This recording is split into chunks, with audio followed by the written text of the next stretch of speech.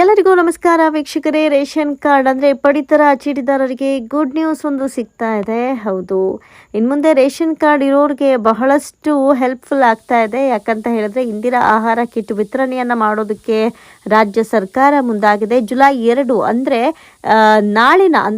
ನಾಳಿನ ಸಂಪುಟ ಸಭೆಯಲ್ಲಿ ಈ ಬಗ್ಗೆ ಮಹತ್ವದ ನಿರ್ಧಾರವನ್ನು ರಾಜ್ಯ ಸರ್ಕಾರ ಕೈಗೊಳ್ತಾ ಇದೆ.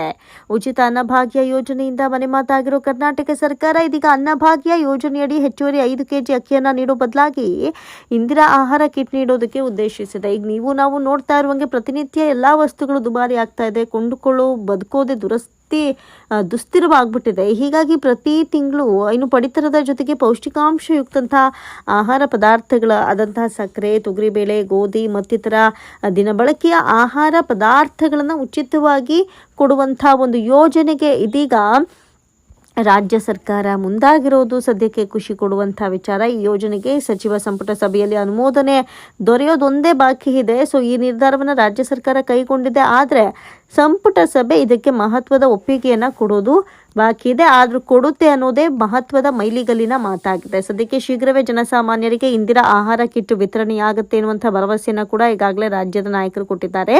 ಇನ್ನು ರಾಜ್ಯದಲ್ಲಿ ಮುಖ್ಯಮಂತ್ರಿ ಸಿದ್ದರಾಮಯ್ಯ ನೇತೃತ್ವದ ಕಾಂಗ್ರೆಸ್ ಸರ್ಕಾರ BPL ಕಾರ್ಡ್ ಹೊಂದಿರುವ ಪ್ರತಿಯೊಬ್ಬರಿಗೂ ಅನ್ನಭಾಗ್ಯ ಯೋಜನೆಯಡಿ 10 kg ಅಕ್ಕಿನ ಈಗಾಗಲೇ ಉಚಿತವಾಗಿ ಕೊಡ್ತಾ ಇದೆ. ಇದರ ಜೊತೆಗೆ ರಾಷ್ಟ್ರೀಯ ಆಹಾರ ಭದ್ರತಾ ಕಾಯ್ದೆಯಡಿ ಕೇಂದ್ರ ಸರ್ಕಾರ ಒದಗಿಸಿರುವಂತಹ 5 kg ಅಕ್ಕಿಯ ಜೊತೆಗೆ ರಾಜ್ಯ ಸರ್ಕಾರ ಹೆಚ್ಚುವರಿಯಾಗಿ 5 kg ಅಕ್ಕಿಯನ್ನು ಸೇರಿಸಿ ಒಟ್ಟು 10 kg ಅಕ್ಕಿಯನ್ನು ಉಚಿತವಾಗಿ ಕೊಡ್ತಾ ಇದೆ. ಈ ಮೊದಲು ಅಕ್ಕಿಯ ಅಭಾವ ಇದ್ದ ಕಾರಣ ಫಲಾನುಭವಿಗಳ ಖಾತೆಗೆ 175 ರೂಪಾಯಿನ ಜಮಾ ಮಾಡಲಾಗ್ತಾ ಇತ್ತು. ಅಂದರೆ ಈಗಾಗಲೇ ಗ್ಯಾರಂಟಿಗಳನ್ನ ಘೋಷಿಸಿಬಿಟ್ಟಿತ್ತು. ಆದರೆ ಅಕ್ಕಿ ಎಲ್ಲೂ ಸಿಕ್ಕಲಿಲ್ಲ ಅನ್ನೋಂಥ ಕಾರಣಕ್ಕೋಸ್ಕರ ದುಡ್ಡನ್ನು ಕಾಂಗ್ರೆಸ್ ಸರ್ಕಾರ ಆಯಾ ಫಲಾನುಭವಿಗಳ ಅಕೌಂಟ್ಗೆ ಹಾಕ್ತಾ ಇತ್ತು. ಆದರೆ ಅಕ್ಕಿ ದರ ಏನಿತ್ತು ಅದು ಇಳಿಕೆ ಆದಂಥ ಹಿನ್ನೆಲೆಯಲ್ಲಿ ಈಗ ಹಣದ ಬದಲಾಗಿ ಉಚಿತವಾಗಿ ಅಕ್ಕಿಯನ್ನೇ ಕೊಡ್ತಾ ಇದ್ದಾರೆ. ಇದೀಗ ಅನ್ನಭಾಗ್ಯ ಯೋಜನೆಯ ಫಲಾನುಭವಿಗಳಿಗೆ ಪೌಷ್ಟಿಕಾಂಶದ ಒಂದು ಯೋಜನೆಯಿಂದ ಆಹಾರ ಪದಾರ್ಥಗಳನ್ನು ಕೂಡ ಒಳಗೊಂಡಿರುವಂತೆ ಇಂದಿರಾ ಆಹಾರ ಕಿಟ್ಗಳನ್ನು ನೀಡೋದಕ್ಕೆ ಸದ್ಯಕ್ಕೆ ರಾಜ್ಯ ಕಾಂಗ್ರೆಸ್ ಸರ್ಕಾರ ಒಂದು ಯೋಜನೆಯನ್ನು ಕೈಗೊಂಡಿದೆ. ಈ ಯೋಜನೆಯಡಿ ಒಂದು ಕುಟುಂಬಕ್ಕೆ ಒಂದು ಇಂದಿರಾ ಆಹಾರ ಕಿಟ್ಟನ್ನು ನೀಡುವಂತಹ ಸಾಧ್ಯತೆ ಅತಿ ಹೆಚ್ಚಾಗಿದೆ. ಇನ್ನು ಇಂದಿರಾ ಆಹಾರದ ಕಿಟ್ ಯೋಜನೆಯ ಉದ್ದೇಶ ಏನು, ಯಾಕೆ ಇದ್ದಕ್ಕಿದ್ದಂಗೆ ಈ ರೀತಿ ನಿರ್ಧಾರ, ಅಕ್ಕಿ ಕೊಡ್ತಾ ಇದ್ರಲ್ಲ ಈಗ ಅಕ್ಕಿನ ಕಸ್ಕೊಂಡ್ಬಿಡ್ತಾರಾ ಅಂತ ನಿಮ್ಗೆ ಯೋಚನೆ ಇದ್ರೆ ಆ ಉದ್ದೇಶವನ್ನು ಕೂಡ ಹೇಳ್ಬಿಡ್ತೀವಿ ಕೇಳಿ. ರಾಷ್ಟ್ರೀಯ ಆಹಾರ ಭದ್ರತಾ ಕಾಯ್ದೆಯಡಿ ಅನ್ನಭಾಗ್ಯ ಯೋಜನೆಯು ಪ್ರಸ್ತುತ ಪ್ರತಿ BPL ಪಡಿತರ ಚೀಟಿ ಹೊಂದಿರುವವರಿಗೆ ತಿಂಗಳಿಗೆ 10 kg ಅಕ್ಕಿಯನ್ನು ನೀಡ್ತಾ ಇದೆ. ಕೇಂದ್ರ ಸರ್ಕಾರ ಒದಗಿಸಿರೋ 5 kg ಅಕ್ಕಿ ಜೊತೆಗೆ ರಾಜ್ಯ ಸರ್ಕಾರ ನೀಡೋ ಇನ್ನೂ 5 kg ಅಕ್ಕಿನ ಸೇರಿಸಿ 2 ಉಚಿತವಾಗಿ ನೀಡಲಾಗ್ತಾ ಇದೆ. ಅದೆಲ್ಲದರ ಜೊತೆಗೆ ಇತ್ತೀಚಿನ ಮೌಲ್ಯಮಾಪನಗಳನ್ನು ನೋಡೋದಾದ್ರೆ, ಒಂದಷ್ಟು ಬೆಳವಣಿಗೆಗಳನ್ನು ನೋಡೋದಾದ್ರೆ ಬಹಳಷ್ಟು ವ್ಯತ್ಯಾಸಗಳನ್ನು ಕೂಡ ನಾವು ಕಾಣಬಹುದು. ಒಂದೊಂದು ಊರಲ್ಲಿ ಒಂದೊಂದು ರೀತಿಯಾಗಿ ನಡ್ಕೊಳ್ತಾ ಇದ್ದಾರೆ ಅನ್ನುವಂಥ ಪ್ರಶ್ನೆ ಕೂಡ ಇತ್ತು. ಅದೆಲ್ಲದಕ್ಕೂ ಕೂಡ ಉತ್ತರ ಸಿಕ್ಕಿದೆ.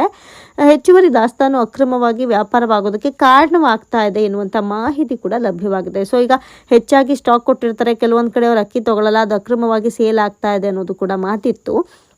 ಇವೆಲ್ಲವನ್ನು ಕೂಡ ಮುಂದಿಟ್ಕೊಂಡು ಈ ರೀತಿಯಾದಂಥ ನಿರ್ಧಾರವನ್ನು ಕೂಡ ಕೈಗೊಳ್ಳಲಾಗಿದೆ ಅಂತ ಹೇಳಲಾಗ್ತಾ ಇದೆ. ಇನ್ನು BPL ಕುಟುಂಬಗಳಿಗೆ ಪೌಷ್ಟಿಕಾಂಶ ಭರಿತ ಅಗತ್ಯ ವಸ್ತುಗಳನ್ನು ಒದಗಿಸೋದು ಜೊತೆಗೆ ಹೆಚ್ಚುವರಿ ಅಕ್ಕಿಯ ದುರುಪಯೋಗದ ಬಗ್ಗೆ ಕಾಳಜಿ ಉದ್ದೇಶ ಇತ್ತು. ಜೊತೆಗೆ ಕೇವಲ ಅಕ್ಕಿಯೊಂದೇ ನೀಡ್ತಾ ಇರೋದ್ರಿಂದ ಬಡವರಿಗೆ ಇತರ ಆಹಾರ ಪದಾರ್ಥಗಳನ್ನು ಅಂಗಡಿಗಳಿಂದ ಹೆಚ್ಚಾಗಿ ದುಡ್ಡು ಕೊಟ್ಟು ಖರೀದಿಸಬೇಕಾದ ಅನಿವಾರ್ಯತೆ ಇತ್ತು.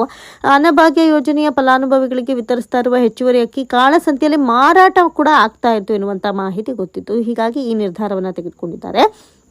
ಇದೆಲ್ಲ ಒಂದು ಕಡೆ ಆದರೆ ಇಂದಿರಾ ಆಹಾರ ಕಿಟ್ಟಲ್ಲಿ ಏನೇನಿರುತ್ತೆ ಅನ್ನೋದು ಒಂದು ಪ್ರಶ್ನೆ. ಅದಕ್ಕೆ ಉತ್ತರ ನೋಡೋದಾದರೆ ಇಂದಿರಾ ಕಿಟ್ನಲ್ಲಿ ಗೋಧಿ, ಸಕ್ಕರೆ, ಉಪ್ಪು, ತೊಗರಿಬೇಳೆ, ಅಡುಗೆ ಎಣ್ಣೆ, ಇನ್ನು ಟೀ ಪೌಡ್ರು, ಕಾಫಿ ಪೌಡ್ರು ನೀಡೋದಕ್ಕೆ ಉದ್ದೇಶಿಸಲಾಗಿದೆಯಂತೆ. ಅದರಲ್ಲಿ ಕಿಟ್ನಲ್ಲಿ ಈ ಒಂದು ಐಟಮ್ಸ್ಗಳಿರುತ್ತೆ: 2 kg ಗೋಧಿ, 1 kg ತೊಗರಿಬೇಳೆ, 1 ಲೀಟ್ರು ಅಡುಗೆ ಎಣ್ಣೆ, 1 kg ಸಕ್ಕರೆ, 1 kg ಉಪ್ಪು, 100 gram tea powder, 50 gram coffee powder. ಇಷ್ಟನ್ನು ಇಂದಿರಾ ಒಂದು ಆಹಾರ ಕಿಟ್ ಯೋಜನೆಯಡಿ ಕೊಡಬೇಕು ಅಂತ ಸದ್ಯಕ್ಕೆ ನಿರ್ಧಾರವಾಗಿದೆಯಂತೆ. ಒಟ್ಟಾರೆ ಕೊಡ್ತಾರಾ ಕೊಡಲ್ವಾ, ಸಂಪುಟ ಸಭೆ ಅನುಮತಿ ಕೊಡುತ್ತಾ ಕೊಡಲ್ವಾ, ಇನ್ನಷ್ಟೇ ನಾಳೆ ಅಂದರೆ ಇವತ್ತು ಇದ್ರ ಬಗ್ಗೆ ಕ್ಲಾರಿಟಿ ಇನ್ನೇನು ಸಿಗುವಂಥ ಸಮಯ.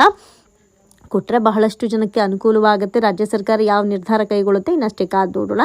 ನಿಮಗೂ ಕೂಡ ಈ ಮಾಹಿತಿ ಇಷ್ಟವಾಗಿದ್ರೆ ಲೈಕ್ ಮಾಡಿ, ನಿಮ್ಮ ಫ್ರೆಂಡ್ಸ್ ಜೊತೆ ಶೇರ್ ಮಾಡ್ಕೊಳ್ಳಿ. ಜೊತೆಗೆ ನಿಮ್ಮ ಅನಿಸಿಕೆ, ಅಭಿಪ್ರಾಯ ಈ ವಿಚಾರವಾಗಿ ಏನಿದೆ ಕಮೆಂಟ್ ಮಾಡಿ ತಿಳಿಸಿ. ಧನ್ಯವಾದ.